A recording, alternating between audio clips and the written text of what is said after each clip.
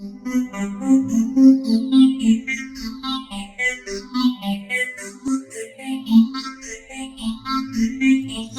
ladies and gentlemen, and welcome to Hub 32.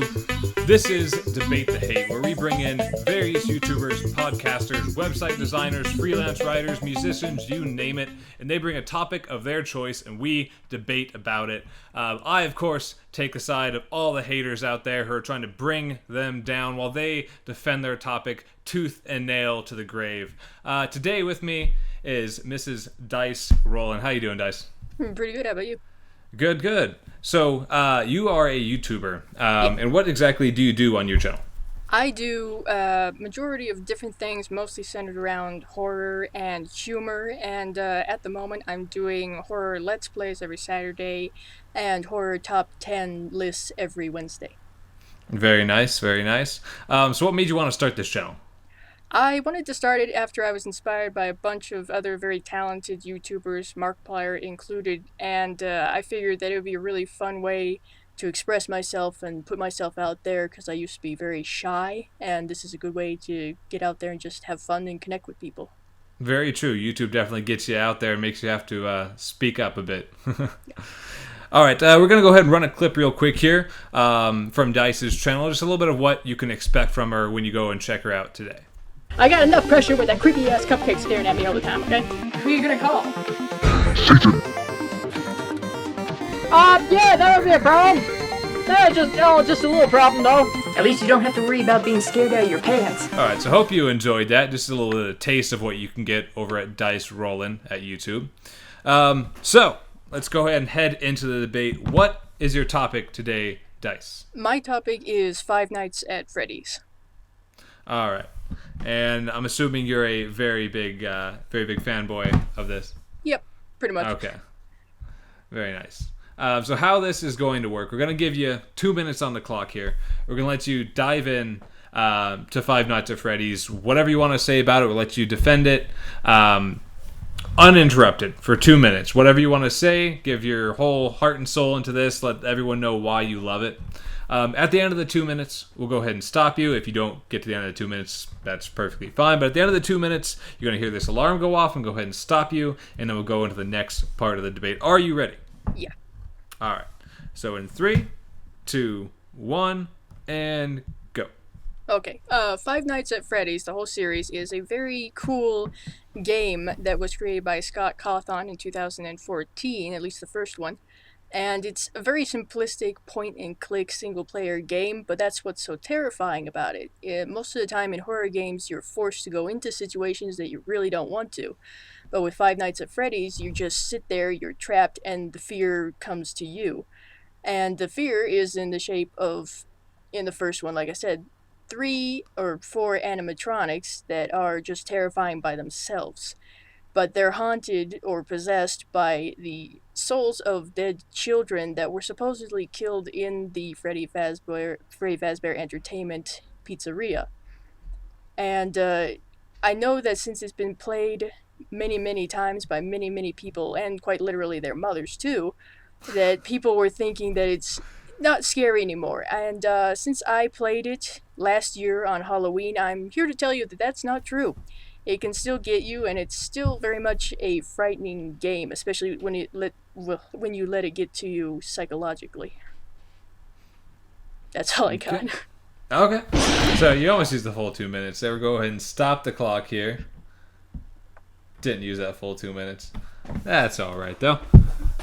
So we're going to go ahead and start into the next bit of the debate. This is where it really gets down and dirty. There'll be an arbitrary point system that is totally not in your favor, where I assign points to either side of us based on the topics I bring up here in the lightning round. So we have 5 topics right now on the list. I'm trying to get to all 5 topics in the 5 minutes that we're going to have here. So about 1 topic a minute we'll try to put out there. How it's going to work is you try to give back your best comeback to any of these points, whether it be factual or just straight out sarcastic. Dig into any of these points. These topics or these debate points may be from reviews. They may be from YouTube haters. They may be from overall just common things that people complain about the game. She hasn't seen any of these topics, so this will be tons of fun here. Again, we'll go and assign topic points based on whether or not I stump you with any of these debate points, whether or not you can't come up with anything, whether or not I just don't think any of the things you say are funny, or whether or not I just laugh out loud to any of your points and I give you an arbitrary 10 to 100 points like I did on the last episode. So, are you ready? Yeah. Okay. I'm going to put 5 minutes on the clock here. Bonus points if you get through everything in the 5 minutes. All right. If I deem you're rolling on too long, I will go ahead and stop you with a loud buzzer. If I remember to edit that in. All right. So in 5 minutes, put that on the clock. We're going to start in 3, 2, 1, and go. First topic is going to be Five Nights at Freddy's is just a waiting simulator. The goal of the game is determined by your ability to wait in one room for 5 nights. What do you say about that? That's kind of true, but like I said, the animatronics come to you, so it is waiting in that way, but you also have to be very good with your reflexes, because if you're not fast enough, then you die. And it's really not just waiting and hoping that something's going to pop up and scare you. You have to watch and monitor to make sure if something's coming your way, like Foxy. You don't get a warning until he's actually there if you're not watching the monitor. And in that way, I don't think that it's such a waiting game. So it's not a waiting game because there is slight turns of your head to look at various things from your desk chair. Yeah. Okay. So next up, the game is only popular because YouTubers have made their careers off of doing Let's Plays of it. I think that helped with the popularity, but I think just among the gaming community, whether you're recording yourself or not, it would have been passed around quite a lot, because it is a very good game. It's simple and anyone can play it, but still you can be very, very good at it if you have the quick reflexes and if you pay attention. So among the gamer community, just by itself, I think it would have gotten at least half of its popularity that it has now without YouTubers playing. But you are saying, though, that the majority of the popularity, at least half, came from YouTubers like Markiplier, who has even actually come out somewhat recently and said that he's sick of Five Nights at Freddy's. He doesn't want to play anymore. He asked them straight out to stop making games. Yeah, that's true. Yeah. All right.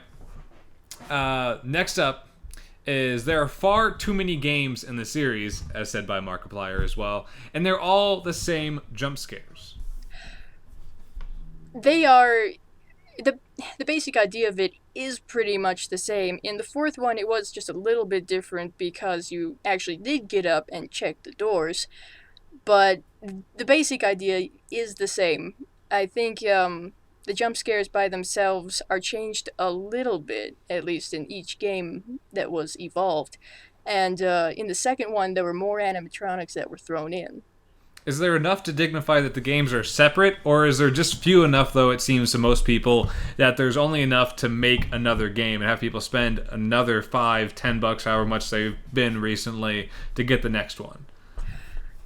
I guess they are technically all the same, but you also have to pay attention to the background story of it too, and it changes a little bit each game. Okay, that leads me perfectly to the next point, which is that the story is vague and mostly put together by multiple fan theories of how it all came together. Yeah. I think Scott Cawthon left it very vague. There have been a lot of speculations on what the big reveal or the big idea was, and he was going to reveal that, but decided not to because he felt that people would be very upset with what he came up with for that. But just standing by itself, I think it's a very good idea from Scott to leave it vague, because it gets everybody's imagination going, and everybody has a different idea. So you're saying it helped the actual scary side of things? Yeah. Alright. So, fifth and finally, the fan base consists mostly of 12-year-old boys and emo kids. That's not true. There are a lot of those in many different fandoms. Look at My Little Pony. But Five Nights at Freddy's, it contains a lot of members of the fandom that are different ages. I don't think older people are that much into it, but I think what you hear a lot of bad stuff from are the younger audience members. So you're hearing a lot of complaints from the same people that are playing the game, basically, which is 12-year-old boys and emo kids complaining that this isn't quite emo enough for them. Sometimes. Sometimes? Yeah. All right. So we have 30 seconds left on the clock. We're going to throw this one at you. Is a personal favorite of my own. Interested in your answer. Is why does it require power to keep doors closed? I don't know. I'm honestly not sure about that myself. I think it would take up more power to keep them open. Does gravity not exist in Five Nights at Freddy's that doors require power to stay closed? Gravity can't just handle that. That's the secret. This is all taking place in space. Okay. Or purgatory. Yeah, This is all like it's all like Lost. All right. It's perfect timing. That is our timer. That has been 5 minutes. So, when it's all said and done, I'm going to go and say the winner here is Freddy Frazbear himself, the owner of Five Nights at Freddy's. Very nice. Very nice indeed. So none of us win. We're all losers here at Debate the Hate. Thank you very much again, Dice, for coming on the show. Thank you for having me. One more time, where can everyone go to follow you and your channel? You can, of course, find me on YouTube at just Dice Rollen. That's my channel name. I'm on Instagram, Twitter, Facebook, Vine, Tumblr. I'm everywhere, basically. So if there exists a social media site, I'm probably there. All right. All those links to all of our social media, as well as our YouTube channel, will be on the screen and in the description down below. Make sure you check those out. Anything interesting you want to go ahead and plug that's coming up on your channel here soon? Well, like I said, beforehand, I hadn't really had much of a focus on my channel. Now I'm focusing more on horror, including humor, and I hope to be getting more sketches, comedy, or otherwise on my channel, as well as many, many other horror-related things, including movie and book reviews. Okay. Very nice. Thank you again for coming on. Everyone out there, thank you for watching another episode of Debate the Hate. If you are interested in coming on a future episode of Debate the Hate, make sure you stay tuned for the end card to let you know how you can get on the show.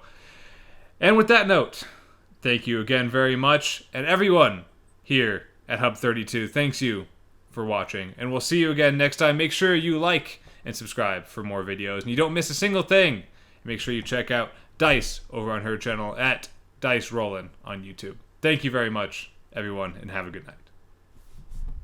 Hey guys, thank you again for checking out another episode of Debate the Hate here on Hub 32. We had an awesome time with Dice Rollen, and her channel is also amazing, so make sure you go check that out. There'll be a link in the description below. Also, if you'd be interested in coming on a future episode of Debate the Hate, it's real simple. All you gotta do is go to the comments below and just let us know what your channel is, what you do, what exactly you might want to debate about on a future video. You can also catch us over at twitter.com at Hub32Show, and just let us know, again, what your channel is, or what your website is, or what your podcast is, or what your band's name is. Doesn't matter what kind of media you do, as long as it's on the internet, and as long as it's something creative and awesome, and you have an idea of something you'd like to debate about that's related to it, we'll do it.